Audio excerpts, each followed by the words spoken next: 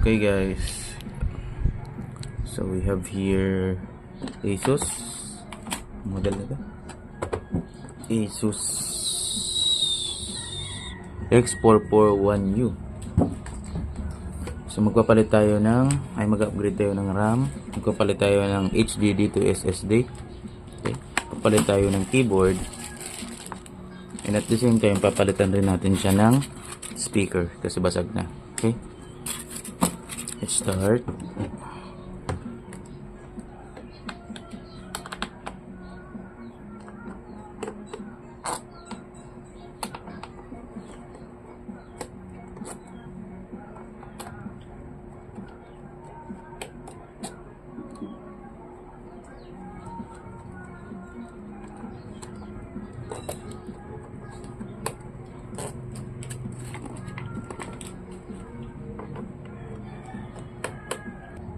Okay.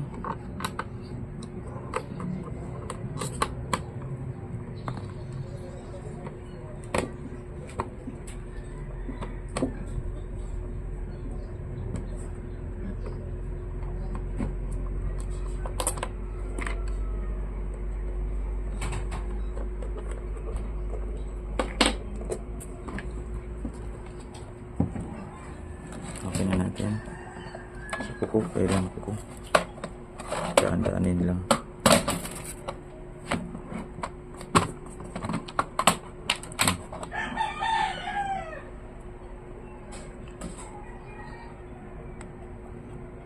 Okay. Next, palitan muna natin ng SSD, HDD to SSD, or much better dito muna tayo sa loob, yung RAM muna. May slot pa kasing isa.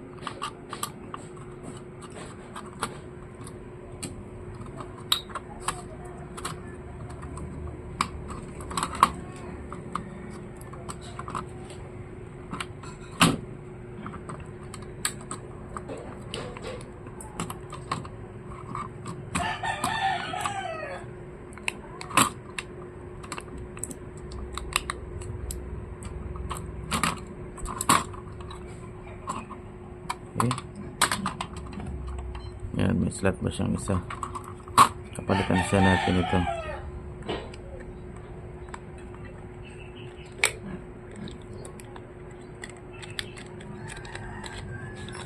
Ang kapalit natin dito is 4 gig. Yan, DDR3.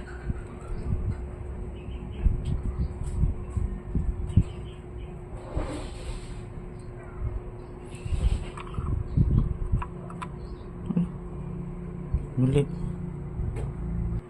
Sumali guys yung nabuksan ko. DDR4 pala guys. Sorry.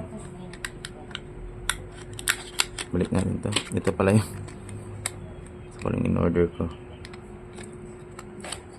So ito guys, DDR4. Ito ay 8 gig to.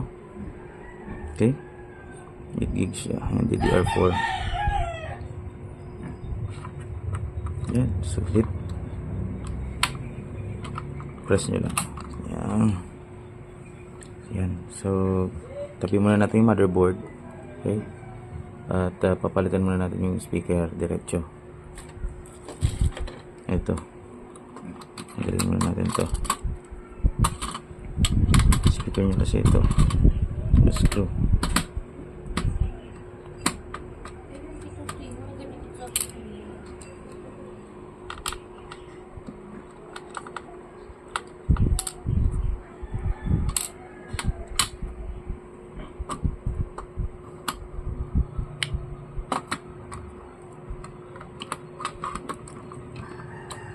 Okay, ito yung speaker.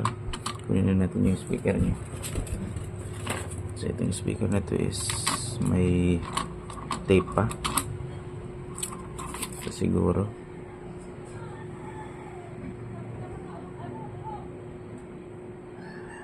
Times 1 para malinaw tayo.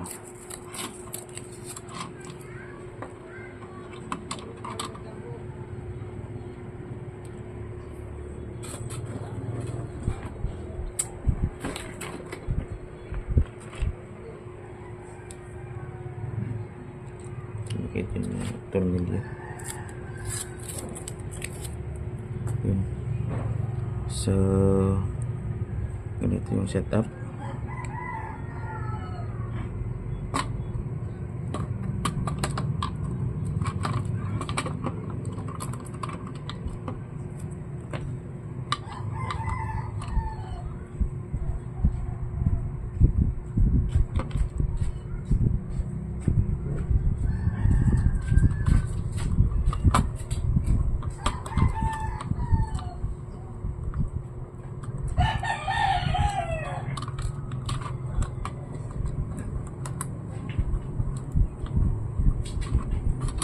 So, ito yung luma.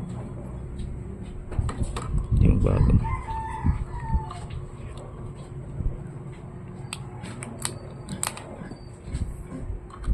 Ganun natin yung screws.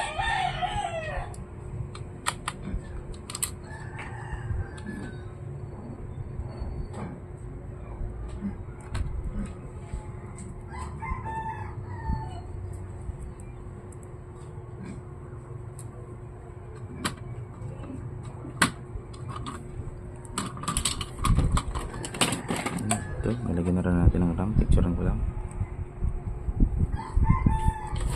Next naman is yung HDD. Papalitan natin ng SSD.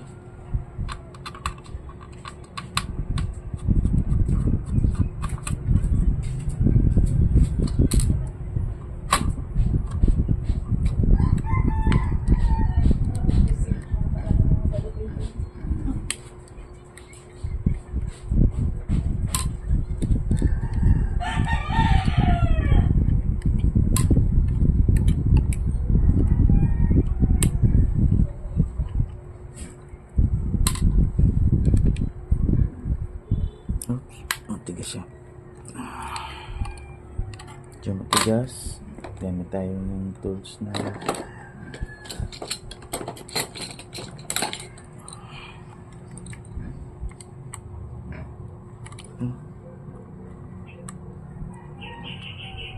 hindi siya kasya.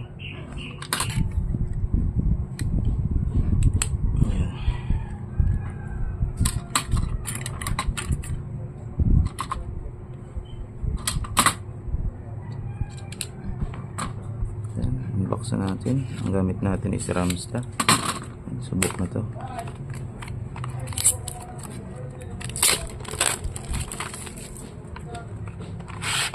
Yun. Yung ating in order is 512 gig. So ang kanyang dati is 1 terabyte. So pwede na to since ang 1 terabyte hindi naman naubos ng customer lagi ng mga files.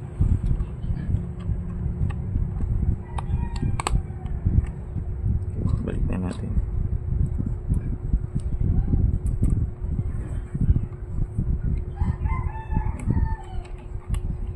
Advice ko na bumili na si customer nito kasi mas mabilis to kaysa sa HDD, 10 times faster. Oops, nahulog guys, sorry.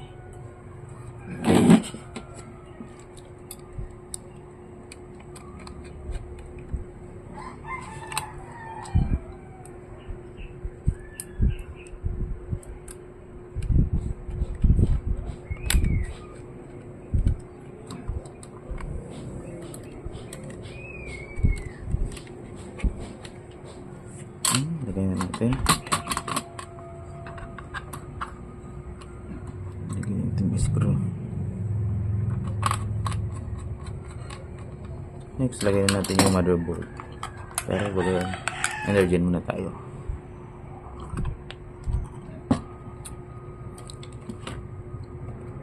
Okay, motherboard na.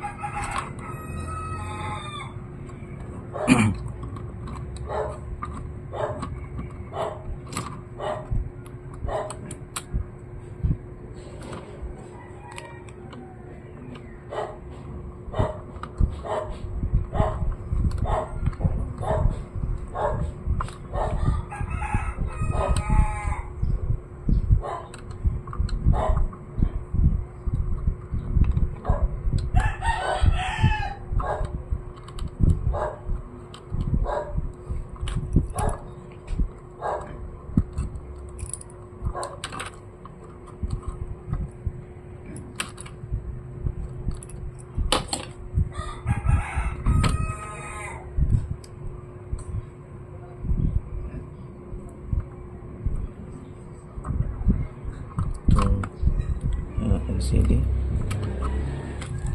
Lagay din natin yung lock sa hinge.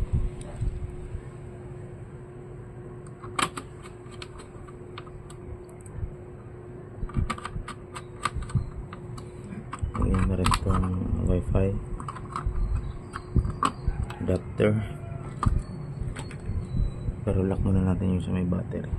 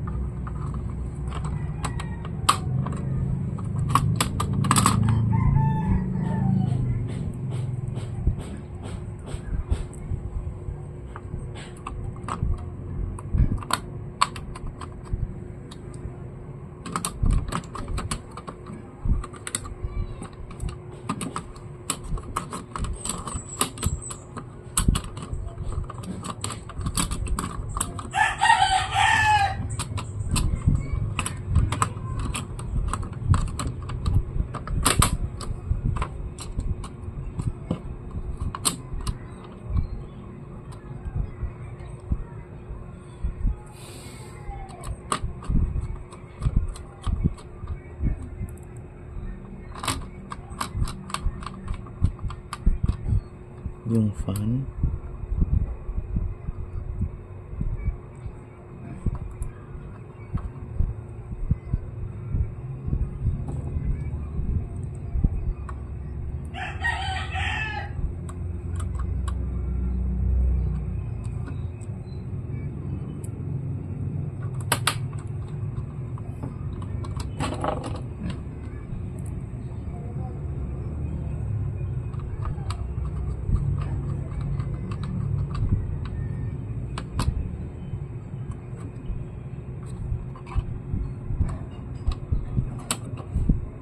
so goods naman ah.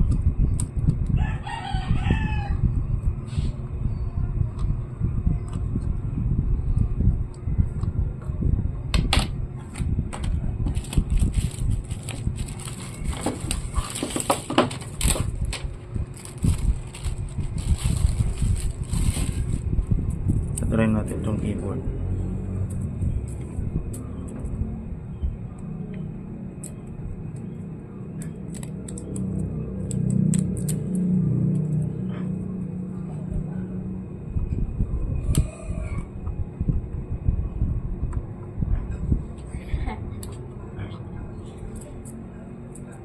Pindot ko kasi dito, may buhay siya.